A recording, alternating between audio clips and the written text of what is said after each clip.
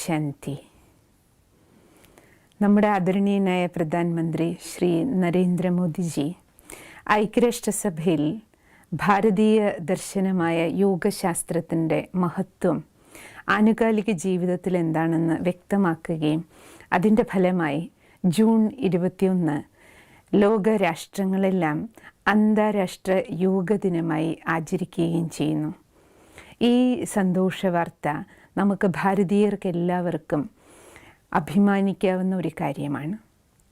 യോഗം എന്ന വാക്ക് കേൾക്കുമ്പോൾ തന്നെ നമ്മുടെ എല്ലാവരുടെയും ബുദ്ധിയിൽ തെളിഞ്ഞു വരുന്നത് ഏതെങ്കിലും ഒരു ആസനത്തിലിരിക്കുന്ന ആസനസ്ഥരായ ഒരു ചിത്രമാണ്. യഥാർത്ഥത്തിൽ അഷ്ടാംഗ യോഗ ദർശനത്തിലെ യോഗം എന്നത് ഒരു സമഗ്ര ജീവിത പദ്ധതിയാണ്.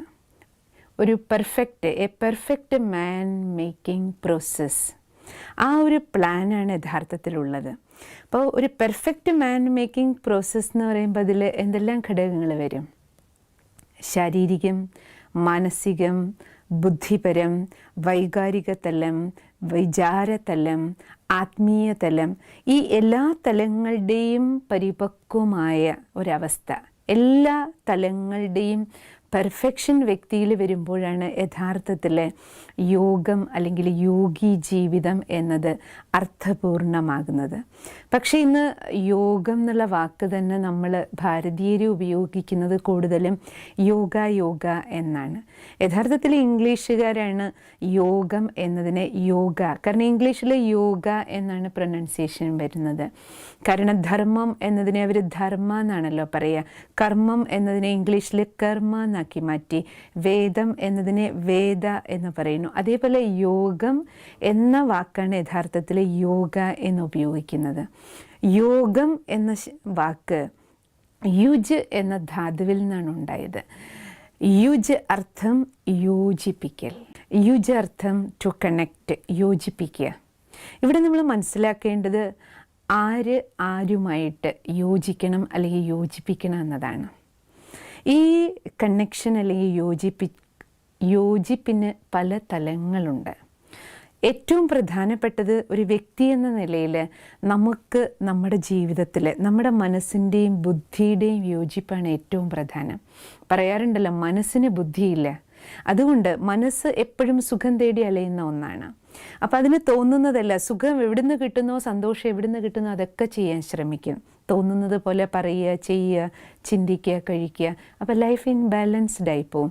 അതുകൊണ്ട് ജീവിതത്തിൽ നമുക്ക് തീരുമാനങ്ങൾ എടുക്കുമ്പോൾ, ഒരു കർമ്മം ചെയ്യുമ്പോൾ ബുദ്ധിയുടെ തീരുമാനം, ഇൻ്റലക്ച്വൽ ഡിസിഷൻസിന് ഏറ്റവും കൂടുതൽ പ്രാധാന്യമുണ്ട്. അപ്പം മനസ്സും ബുദ്ധിയും തമ്മിലുള്ള യോജിപ്പ് ഏറ്റവും പ്രധാനമാണ്.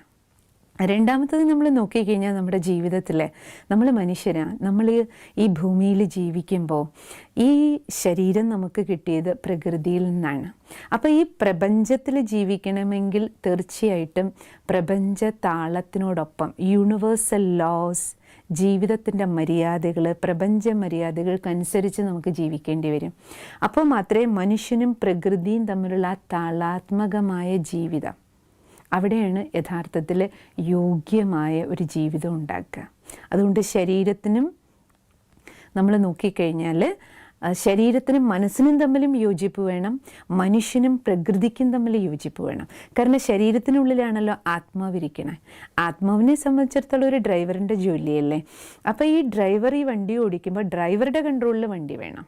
ഇതൊരു കണക്ഷനാണ്, യോഗമാണ്. ശരീരവും ആത്മാവും തമ്മിലുള്ള കറക്റ്റായിട്ടുള്ള യോജിപ്പ്. ഡ്രൈവറാകുന്ന ആത്മാവിൻ്റെ കയ്യിൽ നിന്ന് ഈ വണ്ടി പോയാൽ നമ്മൾ കണ്ണുകൊണ്ട് കാണാൻ പാടില്ലാത്തതും കാണും, പറയാൻ പാടില്ലാത്തത് പറയും, ചെയ്യാൻ പാടില്ലാത്തത് ചെയ്യും. അതായത് നമുക്ക് ബ്രേക്ക് ഇടാൻ പറ്റില്ല. ആക്സിലറേറ്റർ മാത്രമേ ഉണ്ടാകുള്ളൂ, സ്പീഡ് മാത്രമേ ഉണ്ടാകുള്ളൂ, കൺട്രോൾ ഒരിക്കലും ഉണ്ടാകില്ല. അതുകൊണ്ട് നമ്മുടെ ശരീരത്തിനും മനസ്സിനും തമ്മിലും യോജിപ്പ് വേണം. അടുത്ത ഒരു തലം നമ്മുടെ ജീവിതത്തിലേക്ക് നോക്കിക്കഴിഞ്ഞാൽ നമ്മൾ ആത്മാക്കൾക്കെല്ലാം പിന്നെ കണക്ഷൻ പരമാത്മാവുമായിട്ട് വേണം. കാരണം മനസ്സിന് ശക്തി ഉണ്ടെങ്കിൽ മാത്രമേ ജീവിതത്തിൽ നമുക്ക് വിജയിക്കാൻ പറ്റുള്ളൂ. നമ്മുടെ വിൽ പവറിൻ്റെ ആധാരം, നമുക്ക് കറണ്ട് കിട്ടുന്ന സോഴ്സ് എന്ന് പറയുന്നത് പരമാത്മാവുമായിട്ടാണ്. അതുകൊണ്ട് ആത്മാവും പരമാത്മാവും തമ്മിലുള്ള യോഗമാണ് സർവശ്രേഷ്ഠമായ യോഗം. അതിനെക്കുറിച്ചാണ് ഗീതയിൽ ഭഗവാൻ പറയണത്. സർവശ്രേഷ്ഠ യോഗം ആത്മാവും പരമാത്മാവുമായുള്ള യോഗം. അപ്പം ഇപ്രകാരം ഒരു യോഗി ജീവിതം മനസ്സിൻ്റെയും ബുദ്ധിയുടെയും ശരീരത്തിൻ്റെയും മനസ്സിൻ്റെയും മനുഷ്യനും പ്രകൃതിയും തമ്മിലും അതേപോലെ ആത്മാവും പരമാത്മാവും തമ്മിലും യോഗത്തോടു കൂടിയ കണക്ഷനോടു കൂടിയ ഒരു ജീവിതം ജീവിക്കുമ്പോൾ നമ്മുടെ ജീവിതം ഒരു യോഗ്യമായ ജീവിതമായിട്ട് മാറും. ആ യോജിപ്പിൽ ജീവിക്കുമ്പോഴാണ് നമ്മളെ യോഗി എന്ന് വിളിക്കുന്നത്. അങ്ങനെയുള്ള യോഗ്യമായ ജീവിതം ജീവിച്ചവരുടെ ചിത്രങ്ങളാണ് നമ്മൾ വീട്ടിൽ വെക്കണം. യോഗിയുടെ ചിത്രം എന്ന് പറഞ്ഞാൽ നമ്മൾ എല്ലാവരും വീടുകളിൽ സൂക്ഷിക്കുന്നത് ഒന്നുകിൽ ശ്രീനാരായണ ഗുരുവിൻ്റെ ചിത്രം, അല്ലെങ്കിൽ ശ്രീരാമകൃഷ്ണ പരമഹംസരുടെ ചിത്രം, അല്ലെങ്കിൽ ശ്രീ ചട്ടമ്പി സ്വാമികളുടെ ചിത്രം. ആ യോഗിവര്യന്മാരുടെ ചിത്രമാണല്ലോ നമ്മളെപ്പോഴും സൂക്ഷിക്കണേ. അവരെ സംബന്ധിച്ചിടത്തോളം നമുക്ക് എല്ലാവർക്കും അറിയാം, അവർ യോഗാസനങ്ങൾ നമ്മളുടെ അടുത്ത് ചെയ്ത് കാണിക്കുകയല്ല ചെയ്തത്. അവർ പുറമേ അല്ല യഥാർത്ഥത്തിൽ അഭ്യാസം ചെയ്തത്. അവരുടെ അഭ്യാസമെല്ലാം അവരുടെ അകത്തായിരുന്നു. അവരവരുടെ വിചാരങ്ങളെയും വികാര തലങ്ങളിലും അഭ്യാസത്തിലൂടെ നിയന്ത്രണം കൊണ്ടുവന്നവരാണ്. സ്വഭാവങ്ങളിൽ, ശീലങ്ങളിൽ എല്ലാം തന്നെ നിയന്ത്രണം പാലിച്ച് ജീവിച്ച യോഗികളായിരുന്നു, യോഗ്യന്മാരായിരുന്നു. അതും 1 മണിക്കൂറോ അരമണിക്കൂറോ അല്ല അവർ യോഗികളായി ജീവിച്ച് കാണിച്ചത്. അവരുടെ 24 hours ലൈഫ് നമ്മൾ നോക്കിക്കഴിഞ്ഞാൽ ടോട്ടൽ ലൈഫ് ജീവിതം തന്നെ യോഗി ജീവിതമായിരുന്നു. യോഗ്യമായ ചിന്തകളും വിചാരങ്ങളും വികാരങ്ങളും ആണ് യഥാർത്ഥത്തിൽ അവരുടെ പേഴ്സണൽ ലൈഫ് അങ്ങനെയായിരുന്നു. അവരുടെ ആശ്രമത്തിലാണെങ്കിലും അവർ സമൂഹത്തിൻ്റെ നടുവിലായിരുന്നെങ്കിലും എപ്പോഴും യോഗികളായിരുന്നു. അതുകൊണ്ട് നമ്മൾ മനസ്സിലാക്കേണ്ട ഈ അന്താരാഷ്ട്ര യോഗ ദിനം ആചരിക്കുമ്പോൾ നമുക്ക് ജീവിതത്തിൽ ഒരു ദിവസം 1 മണിക്കൂറോ അല്ലെങ്കിൽ അരമണിക്കൂറോ അല്ല യോഗം ചെയ്യേണ്ടത്. യോഗി ജീവിതം ജീവിക്കേണ്ടവരായിട്ട് നമുക്ക് മാറുകയാണ് വേണ്ടത്. അതിനു വേണ്ടിയിട്ടാണ് ഭഗവാൻ പറയണത്, രാജാവിനെ പോലെ കർമ്മവും ചെയ്യൂ, യോഗിയെപ്പോലെ യോഗ്യമായ ജീവിതവും ജീവിക്കൂ. അപ്പോൾ ഇത് രണ്ടും കൂടി ചേരുമ്പോൾ എന്തായി? രാജാവിനെ പോലെ കർമ്മനിരതനാകൂ, യോഗിയെപ്പോലെ ധർമ്മം അനുഷ്ഠിക്കൂ. അപ്പോൾ ധർമ്മത്തിലിരുന്ന് കർമ്മം ചെയ്യുമ്പോൾ നമ്മൾ രാജയോഗികളായി മാറും. ഓം ശാന്തി.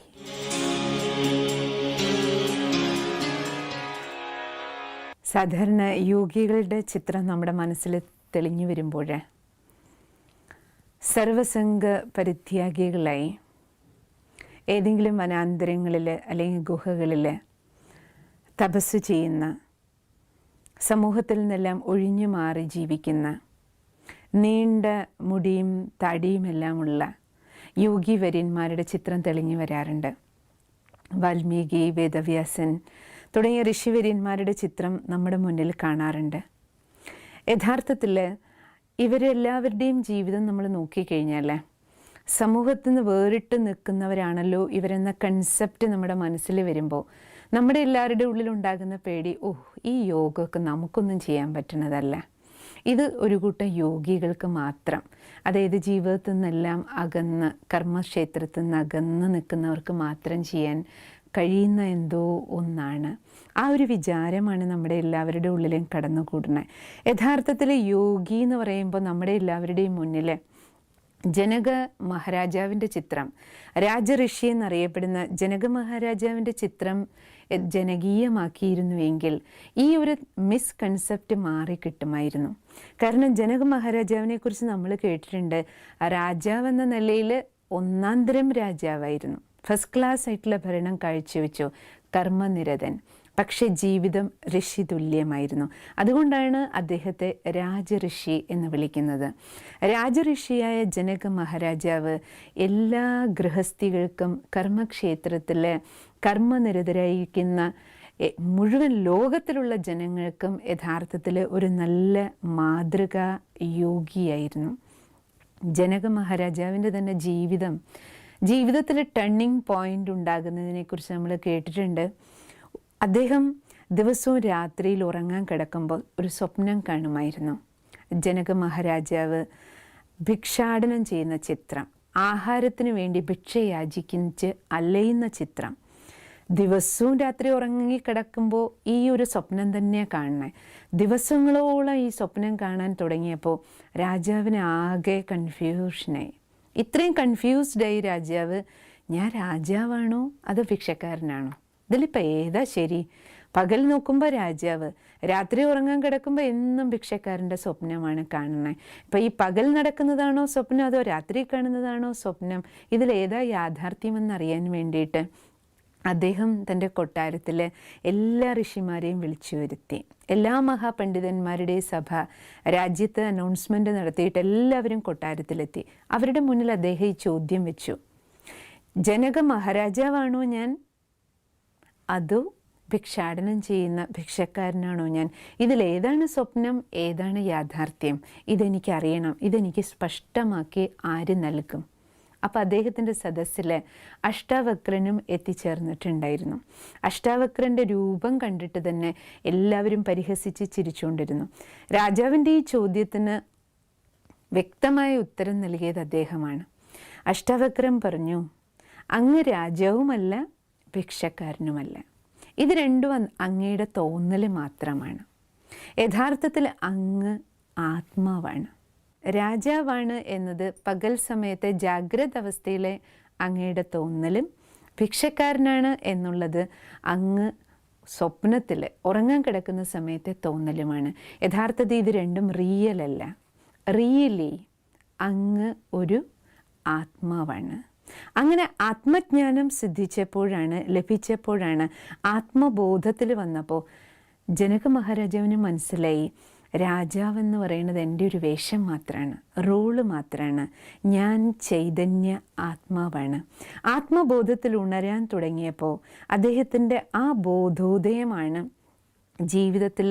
ജീവിതത്തിനെ ഋഷി തുല്യമാക്കി മാറ്റാൻ അദ്ദേഹത്തെ പ്രേരിപ്പിച്ചത്. അപ്പോൾ കർമ്മക്ഷേത്രത്തിലും അദ്ദേഹം നമ്പർ 1 ആയി. അതായത് ധർമ്മത്തിലിരുന്ന് കർമ്മം ചെയ്യാൻ അദ്ദേഹം തുടങ്ങി. രാജാവിനെ പോലെ കർമ്മനിരതനും യോഗിയായ, ഋഷി തുല്യമായ, പവിത്രമായ, പരിശുദ്ധമായ, ധർമ്മനിഷ്ഠമായ ജീവിതം, അതായത് ധർമ്മത്തിലിരുന്ന് കർമ്മം ചെയ്യാൻ തുടങ്ങി.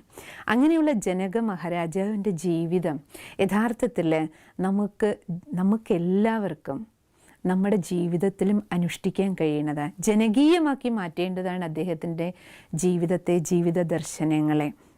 കാരണം ഒരു രാജാവിനെ സംബന്ധിച്ചിടത്തോളം നമുക്കറിഞ്ഞൂടെ, കൺട്രോൾഡ് ലൈഫാണ്. അദ്ദേഹത്തിന് നടക്കണമെങ്കിലും ഭക്ഷണം കഴിക്കണമെങ്കിലും വസ്ത്രധാരണം ചെയ്യണമെങ്കിലും എല്ലാ കാര്യങ്ങളും എത്ര അറ്റൻറ്റീവായിട്ടിരിക്കണം. കാരണം ഒരു രാജാവെന്ന് പറയുന്ന ഒരു പൊതുമുതലാണ്. അപ്പോൾ അദ്ദേഹത്തിൻ്റെ ജീവിതത്തിലെ എല്ലാ സമയത്തും, ഉറങ്ങാൻ കിടക്കുന്ന സമയത്ത് പോലും അദ്ദേഹത്തിന് എത്രത്തോളം ശ്രദ്ധിക്കണം, ഒരു രാജാവ് എങ്ങനെ ഉറങ്ങണം, എങ്ങനെ നടക്കണം, എങ്ങനെ പെരുമാറണം. കാരണം അദ്ദേഹം എന്ത് ചെയ്യുന്നോ അത് രാജ്യത്തിലെ ജനങ്ങളുടെ എല്ലാ ഇടയിലേക്ക് പോകുന്ന കാര്യമാണ്. അപ്പോൾ അത്രയധികം കൺട്രോൾഡ് ലൈഫായിരുന്നു. ഒപ്പം ഋഷിതുല്യ ജീവിതാർത്ഥം ട്യൂൺഡായിരുന്നു മനസ്സ്. നിയന്ത്രിതമായ ജീവിതവും ഒപ്പം വളരെയധികം ട്യൂൺഡായ, പരിശുദ്ധമായ, റിഫൈൻഡായ ജീവിതമായിരുന്നു. അങ്ങനെ കൺട്രോൾഡ് ലൈഫ് ഒരു ഭാഗത്ത്, മറ്റൊരു ഭാഗത്ത് നോക്കിക്കഴിഞ്ഞാൽ മൈൻഡ് മനസ്സ് വളരെയധികം ട്യൂൺഡുമായിരുന്നു. അങ്ങനെ ഒരു ജീവിതമാണ് യഥാർത്ഥത്തിൽ നമുക്ക് ഓരോരുത്തർക്കും ഇന്ന് കർമ്മക്ഷേത്രത്തിലിരിക്കുമ്പോൾ ജീവിക്കേണ്ടത്. അതുകൊണ്ട് നമ്മുടെ ഓരോരുത്തരുടെയും ജീവിതം അങ്ങനെ ഒരു തപസ്സായിട്ട് മാറട്ടെ. തപസ്സെന്ന് പറഞ്ഞാൽ തന്നെ എന്താണ്? ഉയർന്ന ജീവിത ലക്ഷ്യത്തിലെത്തിച്ചേരാൻ വേണ്ടിയിട്ടുള്ള നിരന്തരമായ പരിശ്രമം. അങ്ങനെ ഒരു ജീവിതം ജീവിക്കാൻ കഴിഞ്ഞാൽ ഈ അന്താരാഷ്ട്ര യോഗ ദിനാചരണം അർത്ഥവത്തായിട്ട് മാറും. അപ്പോൾ എല്ലാവരും യോഗികളായിട്ട് മാറും. കൊച്ചുകുട്ടികളെന്നോ വൃദ്ധരെന്നോ യുവാക്കളെന്നോ അല്ലെങ്കിൽ കർമ്മത്തിൽ ബിസിയായിരിക്കുന്നവരാണ്, അതുകൊണ്ട് നമുക്ക് യോഗം ചെയ്യാൻ പറ്റില്ല, അങ്ങനെ ഒരു തോന്നൽ വരില്ല. നമ്മുടെ എല്ലാവരുടെയും ജീവിതം യോഗ്യ ജീവിതമായി മാറട്ടെ, യോഗി ജീവിതമായിട്ട് മാറട്ടെ. ഒരു യോഗി ജീവിത ദിനചര്യയിലൂടെ കടന്നു പോകാൻ കഴിഞ്ഞാൽ എല്ലാ ദിവസവും നമ്മുടേത് യോഗി ജീവിതമായി മാറും. ഓം ശാന്തി.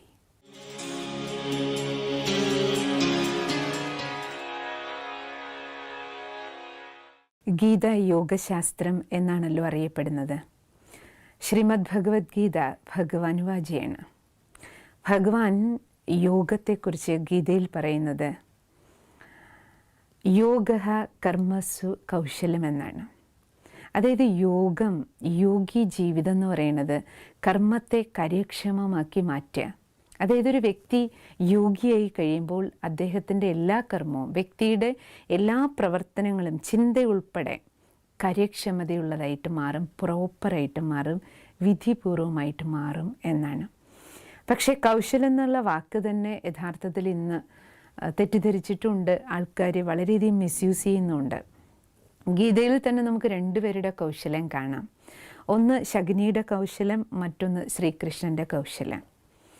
യഥാർത്ഥത്തിൽ ശകുനി എപ്പോഴും അധർമ്മ മാർഗത്തിനെ മറയ്ക്കുന്നതിന് വേണ്ടിയിട്ട്, അധർമ്മം ശരിയാണെന്ന് തെളിയിക്കുന്ന തരത്തിൽ കൗശലങ്ങൾ കാണിച്ചുകൊണ്ടിരുന്നു. എന്നാൽ ശ്രീകൃഷ്ണൻ്റെ കൗശലം ധർമ്മത്തെ സംരക്ഷിക്കുന്നതിന് വേണ്ടിയിട്ടാണ്.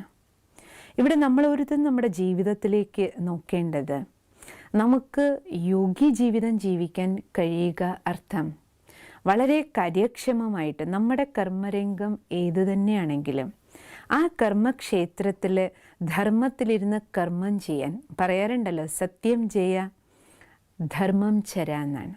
അപ്പം സത്യതയിലൂടെ സഞ്ചരിച്ച്, ധർമ്മത്തിലൂടെ സഞ്ചരിച്ച് ജീവിത വിജയം പ്രാപ്തമാക്കുക എന്നതാണ് അവിടെ ഭഗവാൻ ഉദ്ദേശിക്കുന്നത്. അപ്പം ജീവിതത്തിൽ നമ്മൾ ഏത് മേഖലകളിൽ, ഏത് തലങ്ങളിലൂടെ കടന്നു പോകുന്നവരാണെങ്കിലും നമുക്ക് യോഗി ജീവിതം ജീവിക്കാൻ കഴിയും.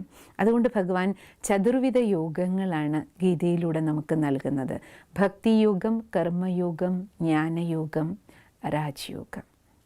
അതായത് ഭഗവാനോട് ഭക്തിയുള്ള, ഈശ്വരനെ ഡിപ്പെൻഡ് ചെയ്ത് എല്ലാത്തിനും ആശ്രയം ആഗ്രഹിച്ച് ജീവിക്കുന്നവർക്ക് ഭഗവാനെ ആശ്രയിക്കൂ. മനുഷ്യനെയും വസ്തുക്കളെയും വ്യക്തികളും ആകുമ്പോൾ ഈ ആധാരങ്ങളെല്ലാം നശ്വരമായതുകൊണ്ട്, ഇളകിക്കളിക്കുന്നതായതുകൊണ്ട് ഒരേ ഒരു അനശ്വര ആധാരം, ഭഗവാനിലെ ആധാരം വെച്ച് ജീവിക്കൂ. ഭക്തിയോഗത്തിൽ അതാണ് ഭഗവാൻ പറയണത്. കർമ്മയോഗ അർത്ഥം, കർമ്മം ഇഷ്ടമുള്ളവരോട് ഭഗവാൻ എന്താ പറയണേ?